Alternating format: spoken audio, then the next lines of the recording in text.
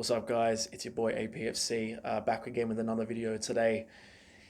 I just wanted to discuss Jerome Boatengs linked with Arsenal, Bayern Munich centre back, World Cup winner, Champions League winner. You're thinking, fantastic, we're getting a centre back with that sort of experience. Nah, not for me. Not for me at all. And I am surely not the only Arsenal fan that is saying a big fat no to this transfer. It's madness. It's a mistake that we've often made, reoccurring over the last 10 to 15 years with these band-aid solution signings. It needs to stop. It needs to stop. We have the top 10 in the world of revenue coming in match day. We have the highest ticketing prices in England. As far as I'm aware, and correct me if I'm wrong, but also Europe. And we are going for band-aid solution defenders. We're more than happy to spend 72 million on a winger. We're more than happy almost 10 years ago to spend 42.5 million on a playmaker. We're more than happy in the same season to spend 50 million and then spend, I can't remember how much we signed Aubameyang, I think it was 40 million in 1 year. But we cannot invest in a centre-back. And it's starting to really frustrate me now. Because we've got new ownership, not new ownership, but new management. We've completely restructured the club since Wenger left. Everyone, including myself, had the wool pulled over my eyes, thinking things will change. Some things have changed. I will give credit where credit is due. Cleared out a bang average squad, almost. We have changed our recruitment in some respects. We're a little bit more proactive. We pay the highest ticketing prices in Europe. It's not good enough. That is not good enough. The fact that our standards have dropped massively as fans over the last 5 years, it allows them to continue taking advantage of us fans because we accept mediocrity. Now, going on to Jerome Boatengs, he is apparently linked with Arsenal because Arteta is looking for a centre-back with Callum Chambers being out injured. Jerome Boatengs can play across the back line. He can play centre-back. He can also play right or left-back, which we have difficulties in at the moment. He's very experienced. And we can get him relatively cheap. They're saying we could get him, I've just got it here, apparently 12.8 million. But, I mean, it just baffles me why we're even thinking about going for him when Upamecano was available. Don't tell me this guy wasn't available. Do not tell me that, because if we spent 60 to 70 million on Upamecano in the last window, maybe instead of Pepe, and hey, I was happy when Pepe came in. I rate Pepe. He's a baller. I know he hasn't hit the heights that he wanted to hit yet, but he's still a baller, and I've got faith. But when he's available, just put the money down. You telling me Nicolas Pepe was more available than Upamecano? Lille were about to go back into the Champions League. They would have assumed, maybe assumed is the wrong word, they would have fought hard, they would have pushed hard, and they wanted to keep him for their push in the Champions League. So don't tell me that Upamecano is not available. When Leipzig also in the same position, yeah, they're going into the Champions League. So will Lille. So were Lille. We cannot invest in centre backs. We do not. We don't. It's like we're literally running the club in these transfer dealings at times like a career mode. Sign as many attackers as you like, And don't worry about the defense. No, we'll be fine. We'll concede 50 goals a season and we'll make the top four. Everyone's going to be happy and we'll be back in the Champions League with David Luiz, who Chelsea sold to us because he wasn't good enough for Chelsea, but somehow he's good enough for us. Callum Chambers, who got relegated twice, I think, with Middlesbrough and Fulham. Oh, he'll be good enough. Oh, but he's injured. So, that's unfortunate, but he's good enough. Rob Holding, 2 million. Oh, he'll get there, but he's 24 now and he's done nothing in 4 years. Not good enough. Not good enough. I'm going to go through some of the centre-back signings we've made. Okay? I'm going to go through in the last 10 years. Because I've looked this up for this video. Okay? We spent 16 million Socrates last season, who we signed, I think, as a 29, 30 years old. Our biggest investment was Mustafi, 35 million. Gabriel Paulista was 15 million. Rob Holding, I think, was 2 to 3 million. Mertesacker was 11.5 million. And Lauren Koscielny in 2010 was 12.5 million.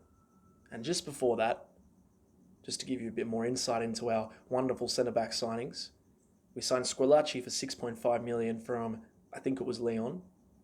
And we signed Mikhail Sylvester for 750k from Man United, who was washed up, just by the way, because, with Ferguson being there, you think the best manager of all time would sell us a centre-back, a direct competitor, to strengthen us. If you think about, in those 10 years, which I didn't look this up, but I probably should have for this video, if you think about how many attackers, how many attacking-minded midfielders we've signed, in the comparison to the centre-backs that we've signed, you can't compare. We spent 90 million in one season on 2 strikers. We've spent 40 million on average midfielders without batting an eyelid. We've spent big money on playmakers. It just think about this, right? Let's go through these centre-back signings. We'll start from 2010 because it's been 10 years. So let's start from there. So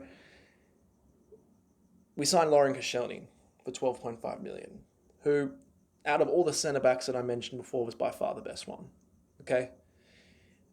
I never thought Lauren Koscielny was as good as other people. I thought that for 2 seasons, he was probably one of the best centre-backs in the world. But at that point, we had Koscielny, who was good enough, but we always had another centre-back that wasn't. We always had another centre-back that wasn't up to it. And I think he was partnered with Mertesacker for a period, from memory. And don't tell me Mertesacker was good enough, because he wasn't. The fact that he's an Arsenal legend is a massive, massive myth. You can't compare any of these centre-backs to Tony Adams, Sol Campbell, so many other centre-backs, Steve Bold. You can't compare them. You can't even begin to compare them. Koscielny, out of these 10 years, was the best of a bad bunch. Getting back on topic. 12.5 million, probably a very good investment, but because at that time we didn't really invest in more defensive-minded players, including defensive midfielders, which is a massive problem for about 5 to 6 years, because, let's ignore the defensive-minded players because let's do a career mode and spend 150 million on attacking-minded players and we'll just outscore everyone. Don't worry about defense because that doesn't win you titles. Doesn't win you anything. Because that's what it looks like. We signed Mertesacker because we lost 8-2 to Man United, and everyone panicked. We need to go in the transfer market. We must do it now. We went, and I think we signed Mertesacker, Andre Santos, Park Chu-young, and Arteta, who ironically is manager now. it's a panic signing. Title winning teams do not win titles with panic signings. Man United have panic signed for the last 3 seasons. What have they won? What have they won? You're telling me Sanchez wasn't a panic signing? You're telling me Lukaku wasn't a panic signing? You're telling me Harry Maguire wasn't? Oh no, they were world class and it was a great signing. Well, why was nobody really in for Harry Maguire? Apparently City were interested, but they realised, we're not going to spend 85 million or whatever it was on a centre back. You know, these are the things that frustrate me. So I'll keep going through this. So Mertesacker, 11.5 million. Panic signing, was too slow, had one decent season, and I'm really scraping the barrel. Decent, and he slowly declined from there. We signed him not even at the peak of his career. The peak of his career was when he was at Werder Bremen, I think, and he was captain in Germany. We signed him after. Band-Aid solution. Cheap, ended their career, has experience, because if you have experience, you win titles. Didn't work. Didn't win anything. FA Cups. Whoop-de-doo. We signed Rob Holding. 2 to 3 million. And I'm all for signing young centre-backs. I am all for it. I really am. And I'm all for signing young players from lower divisions and getting a bargain. I am all for it. But does anyone think Rob Holding is going to be world class? Does anyone think Rob Holding's good enough for Arsenal right now? Because I don't think so. There's no way. He's come back from injury, and he's looked shaky, and it's a long injury, I get that. But what's he done? He had that one good game against Costa in the FA Cup final where everyone was singing him praises, including me. But is he really Arsenal quality? Is he really the Tony Adams, Sol Campbell? Is he really that level? No, he's not. He's not. And he's not going to get to that level. He's 24. I'll keep going through the list. We signed Gabriel Paulista in, I think it was January, for 15 million. First 2 months, I thought he was all right, actually. In the first 4 to 5 months, actually. That last half of the season he had with us, he was all right. Got shit. Started panicking. Did silly tackles. Positioning was everywhere. Had one good game every now and then. But you're going to compete for a title for spending 15 million on a player from, I think it was Brazil, was playing Brazil at the time. You're going to win a title that way, are you? You're going to, let's go to South America and get him, and we'll put him in, and we'll go to that league and just penny pinch and spend 15 million there, and we'll win the league. Oh, no doubt, easy. We'll win the fucking league. Have we won the league? Since we've had good centre-backs. Have we won the league? Have we won anything apart from the FA Cup?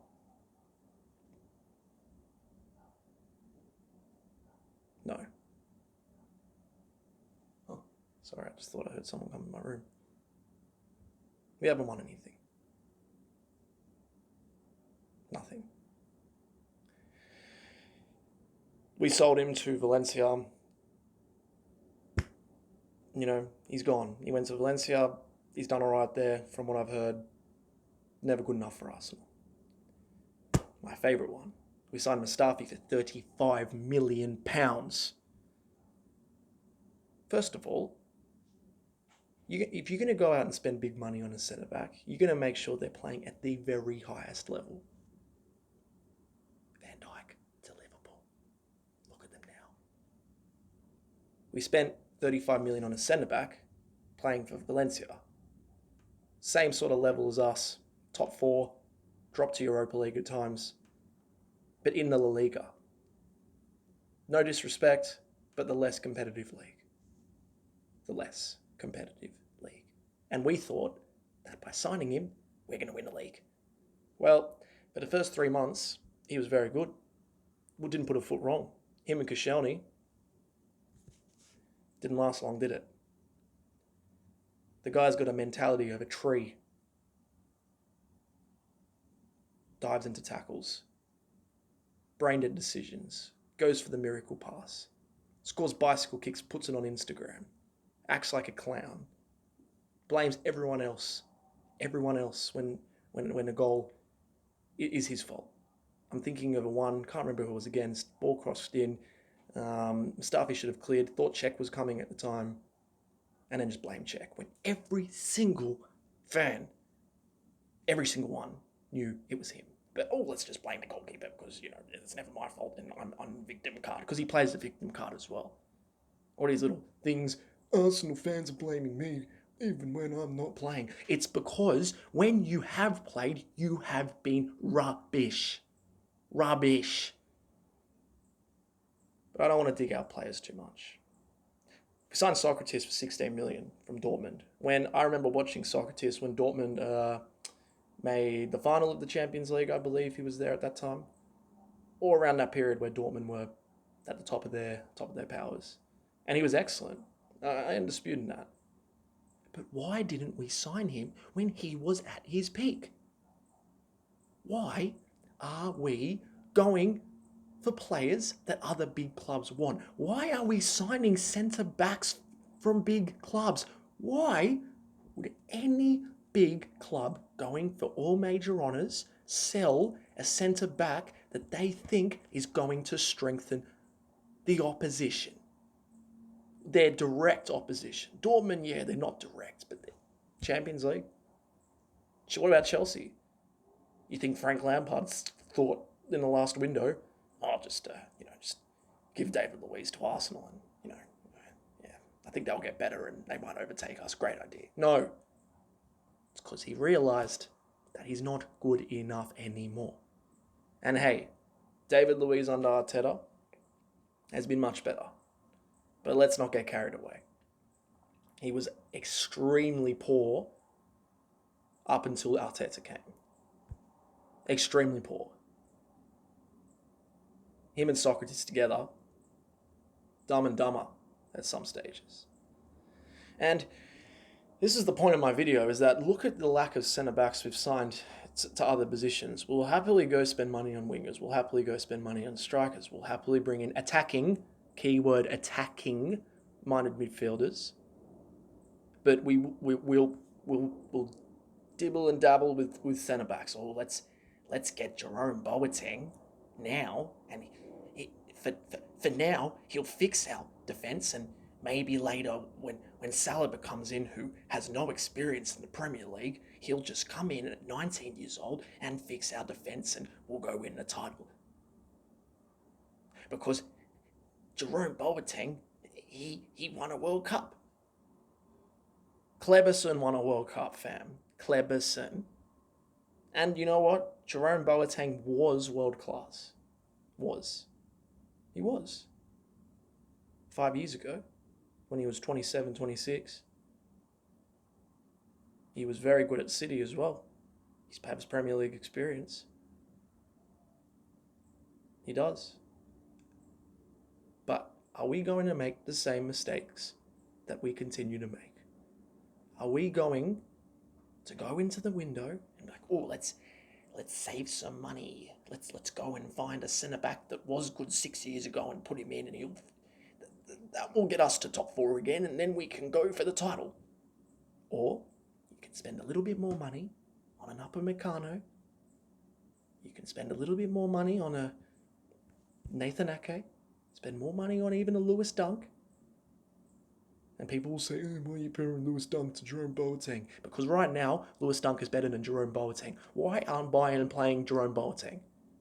This is the best Bayern's looked for the last 3 to 4 seasons. It's the best. Why aren't they playing him? If he's so valuable to them, why are they selling him to us? Why would they think about selling him to us? And we're obsessed with the short-term fix. We're obsessed with band-aid solutions, stopgap signings. And look, from what I've said, we've signed 8 centre-backs in the last 10 years. 8. I wish in this video I did it for how many strikers we've signed and how many attacking players we've signed. And don't get me started on the defensive midfield, because Torreira and Coquelin is pretty much the only two I can remember us bringing in as defensive midfielders, and Coquelin came from the youth academy. Torreira is the only one that I can think of right now that's come in as a DM and made us look more defensively sound. Because right now we do. Right now we do. Because we have a DM. But I'll tell you a secret. If you want to go to the next level, you sign a centre back. That is expensive and has a high profile in Europe. High profile. Up at Meccano. But again, penny pinching. Again, not addressing key areas. Because, it's too much of a risk to spend 75 million on a centre-back. Why did Liverpool do that on a Southampton centre-back? Oh, they've lost their minds. They've won the Champions League. They're about to win the Premier League, and they could very well win the Champions League again since they signed him. So although it's risky, didn't work out for United. You get it right, you go up and you don't stop going up. Because you bring in a player of Van Dijk's calibre, the whole defence improves. Every single player steps up new levels. And that hasn't worked with David Luiz, although I think he's been better, hasn't worked. We need to stop going for band-aid solutions, especially at the back. Please address these areas because it's getting a bit of a joke now. That's all I have time for today, guys. I hope you enjoyed the video. And I'll be back later doing a video about the Chelsea-Arsenal preview. So, here's hoping for better news.